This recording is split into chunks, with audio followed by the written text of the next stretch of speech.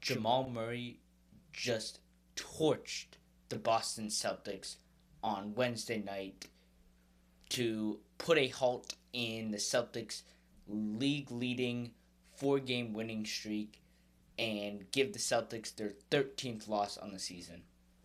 What's up, everyone, and welcome into your Celtics source, where the Boston Celtics fell to a Denver Nuggets team without Nikola Jokic, obviously out for the month with the knee injury that he is suffering.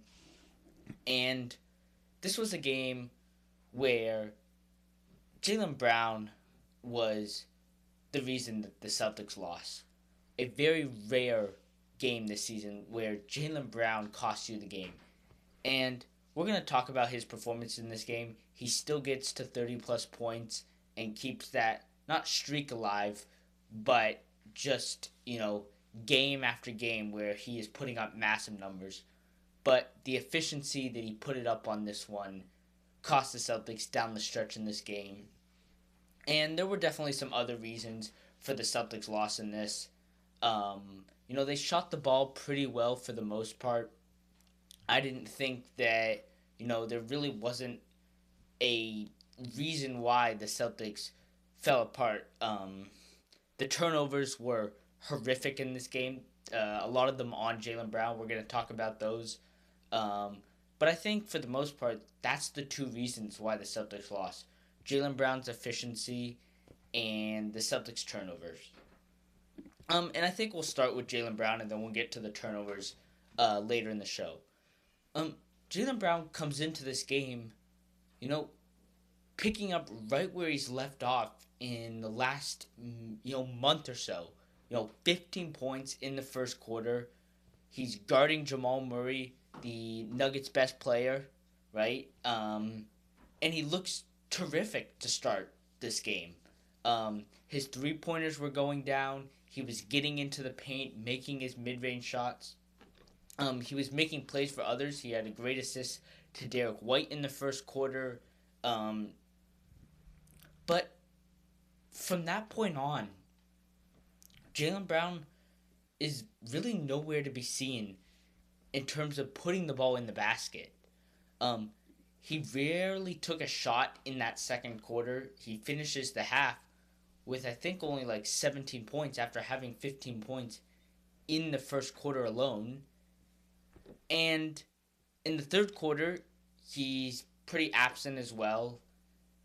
And then in that fourth quarter, he's taking shots, he's present, but he couldn't get the ball to find the back of the net. I mean, it was miss after miss after miss from Jaylen Brown in the fourth quarter. A lot of it ISO shots going at Jamal Murray. And Jamal Murray held his own for the most part in this game. He wasn't, falling apart or getting picked on defensively like the Celtics were hoping he would by going at him on a consistent basis. He was doing his things offensively, which we'll talk about next. But defensively, he wasn't a weak link out there for the Nuggets. And that's really what sort of cost the Celtics in this game. The stubbornness of, I don't even know if it's Jaylen Brown or just the game plan by Joe Mazzulla in this one to continue to hunt Jamal Murray. It was a bad idea because Jamal Murray just absolutely shut Jaylen Brown down.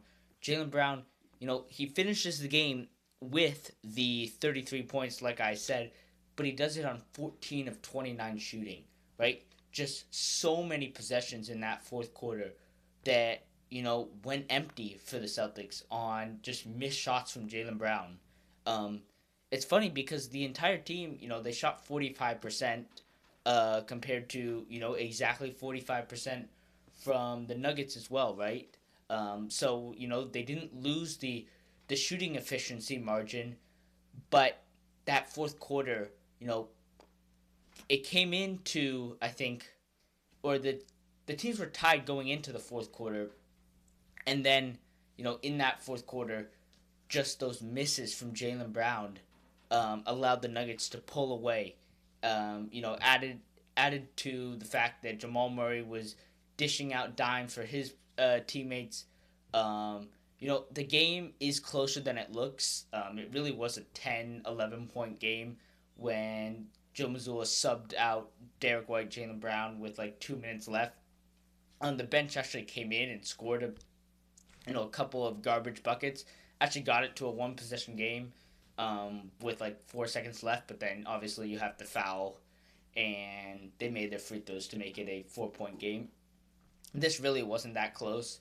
Now 10 point win is not a huge win either, but the fact that this is a game you're expected to win with Jokic out, and the Nuggets are sort of splitting games here without Jokic. They're now 3-2 without him, but it's sort of an up and down. They're on a 7 game road trip right now, so you need to be winning this game. The Nuggets are tired. They are sort of exhausted from this road trip and playing without Jokic, and I've been saying this for a while, right? In order for the Celtics to be a top team in the East, you're not going to win some of these big Western opponents just based on the talent that you have on this team, based on the size you have, right? Rebounding is going to be a problem.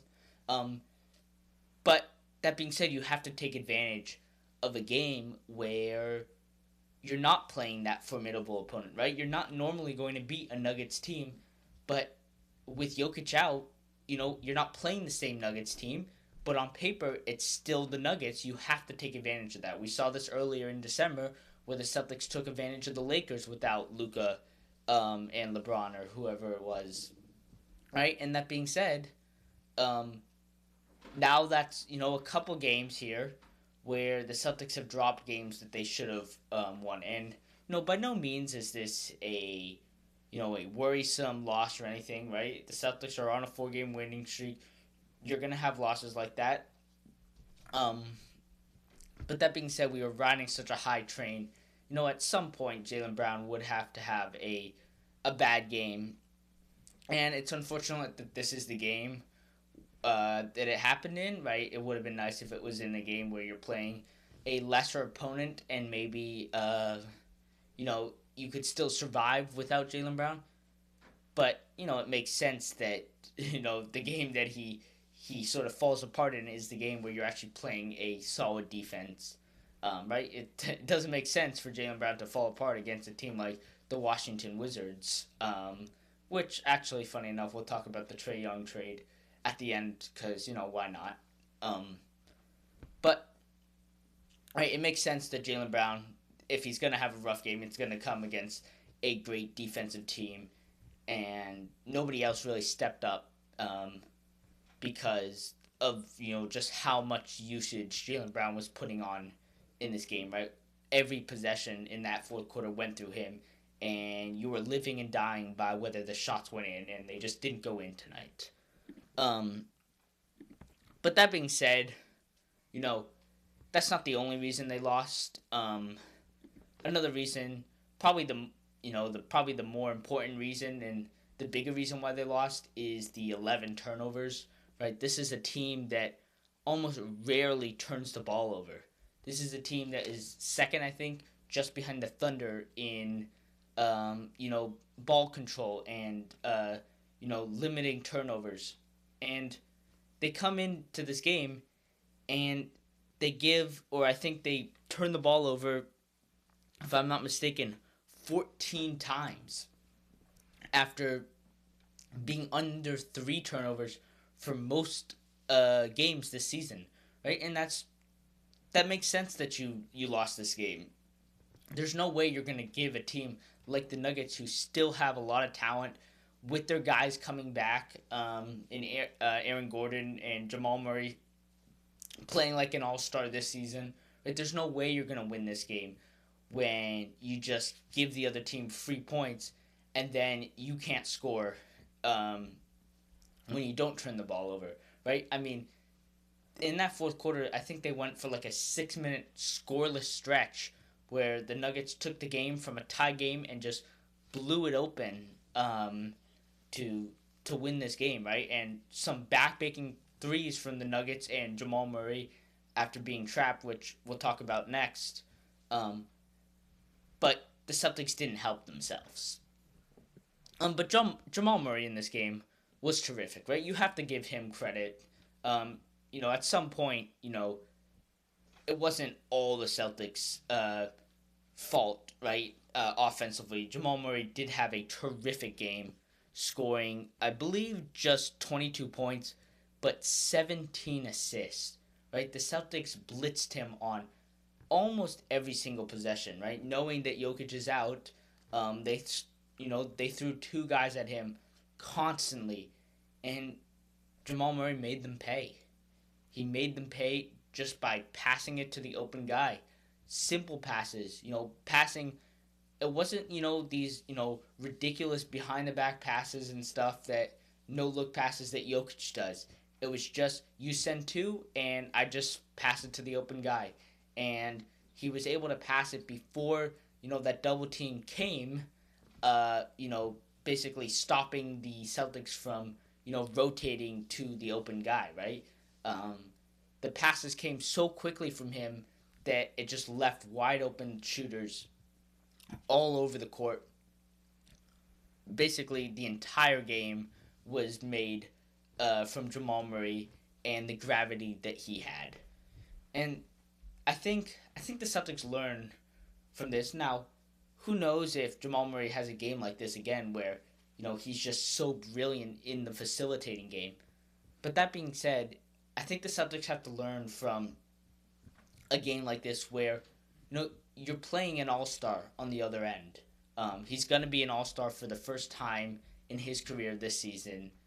And you have to realize that I can't just go and double the other team's best player every single game. There's a reason that they're one of the best players in the league. It's because they can do more than just score. They can facilitate and be a playmaker as well, right? And that's something that the Celtics have to realize in this game, that maybe blitzing Jamal Murray was not the best idea in this game. They should have just went with, a little bit of a sort of one-on-one defensive strategy, just, without switching, or maybe with switching, but without the doubles, without the sort of leaving guys wide open to come over and guard a guy that is, 40 feet from the basket, or maybe 20 feet from the basket, but with his back turned, right? You don't have to do that. You have good enough defenders on this team that can stop Jamal Murray one-on-one. Derek White did a terrific job in this game guarding Jamal Murray when he was on the court. But you have to learn from this game that you have to just use your shot blockers and your good defenders, Jaylen Brown, Jordan Walsh, Derek White, to guard a player like that, especially when they're not a bigger player, right? Jamal Murray is a guard. You can guard him with a guy like Jaylen Brown or Derek White, no problem. You don't have to worry about the height differential and the size differential and putting your centers in a spot where they're uncomfortable in. But I think, to sort of wrap up this part of the game, I do want to talk about a couple other player performances. But this game shows that the Celtics maybe have one weakness, and it's not a weakness that is going to cost them anything in the regular season. It's not a weakness that might not even cost them in the first round of the playoffs. It's something that will cost them later in the season, and it's, I think we've been seeing this over the last, 2 weeks or so, and it's the way teams are guarding Jaylen Brown, right? And Jaylen Brown, I think, had an uncharacteristically poor decision-making game today. I don't think this is going to happen again. But teams are, I wouldn't say they're doubling Jaylen Brown, but they're blitzing him, sort of strategically, in the fact that they're not allowing him to make passes because they're staying on guys. And then when Jaylen Brown is getting downhill, then they're sending the double teams, and Jaylen Brown doesn't have the time or the angle to get a pass off at that point in a possession, and it's leading to some rush shots at the rim. And Jaylen Brown's been at his best when he's taken the shot early, when he's taken that fadeaway mid-range, he hasn't been, brilliant getting downhill, getting to the rim because, he's been prone to foul a little bit. These push-offs from him have not been good. Another offensive foul from him using his arm to sort of push off the defender. He got the ball stripped a couple times going downhill. Stuff that it's been better of this season, but it's never going to be perfect with a player like that. And so teams are realizing that it's better to let him get to downhill and then collapse around him at the rim instead of allowing him to just take wide open mid-range shots, which he's been the second best player, arguably maybe even first best player in the league at doing that, only behind Shea, but not by much. But yeah, I'm gonna wrap up this part. I do want to talk about Trey Young a little bit. But once again, the Celtics lose 114 to 110. Neemias Queta did have, I believe, if I'm not mistaken, 20 rebounds in this game. He was a factor all over the offensive end early in this game. He does finish with, if I'm not mistaken, 10 offensive rebounds. Giving the Celtics extra opportunities. He had a great play where, it took him 4 tries, but he, kept getting his own miss and then eventually put it back in. Neemias Queta, the Celtics are one of the best defensive teams in the league when he's out there. But unfortunately, he can't play, 35 minutes a night right now. He has to take these rests, and you see him look a little winded out there. And they've been putting in Garza, who has been great at one thing, but often they've been going small, and they've done less of that as of recently. But those, little moments where, there isn't a true center out there, the Celtics have not held up defensively. And, at first it was the rebounding problem. They were doing a good job defensively, but then they couldn't rebound. And right now it's not really even the rebounding that's the problem. It's the fact that they just can't even stop a shot sometimes in these games where there isn't a center out there. And I don't want to overreact to one game, right? It's just one game. The Celtics are still, I think they're now third in the East, back to third with the Knicks win tonight. But that being said, they're neck and neck with this team. They're not too far off from the Pistons.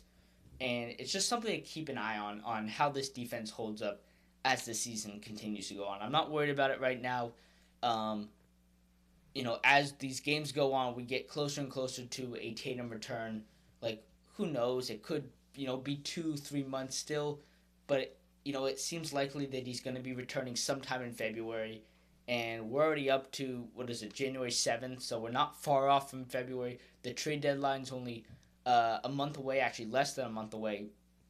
And that's why we saw this trade tonight. I want to move on from this game and talk about Trey Young going to the Washington Wizards.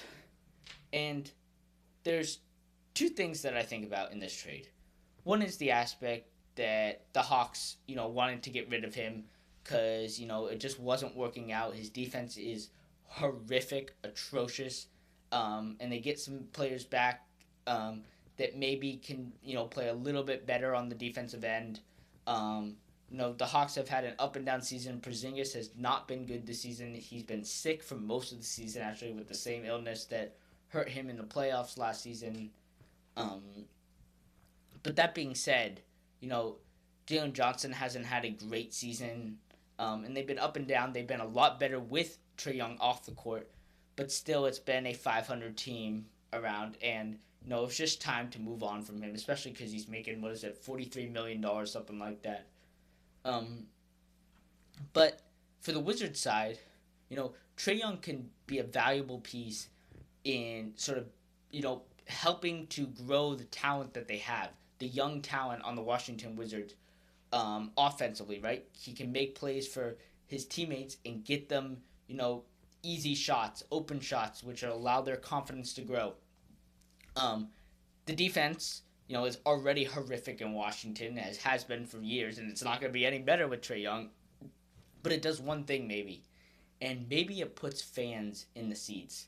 Because the Washington Wizards have had almost no fans for most of their games for the last many seasons. And having a star or a name like Trey Young maybe put some fans in their seats wanting to come out and watch him play. And that, can do, you know, tremendous things for just the morale, for just the spirit around this team.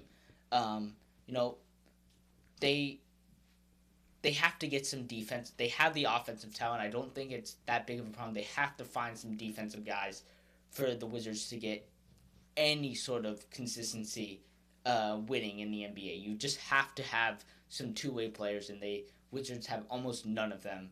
And, Trae Young's not going to do anything for that, but maybe they'll do a little bit better on winning shootouts with Trae Young, right? Because Trae Young's he's still a brilliant offensive player, right? And, we'll see what happens with him if for Atlanta, his points were down, but he was keeping up the high assists and making plays for others. I'm worried that maybe he's going to try and just, go out and do his own thing, score 40 a night on inefficient shooting and not worry about his teammates.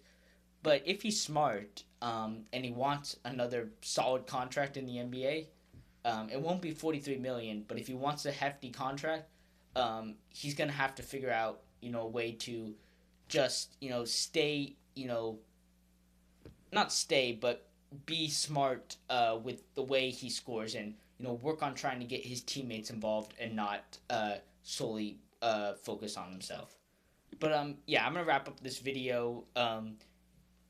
If the Wi-Fi is permitting, it's been pretty bad as of lately, but if the Wi-Fi is permitting, we will try and go live for the game on Friday night. We're going to have a post-game show after that as well, and then we'll do a late-night show actually after Luke Cornett and the San Antonio Spurs come to town on Saturday night.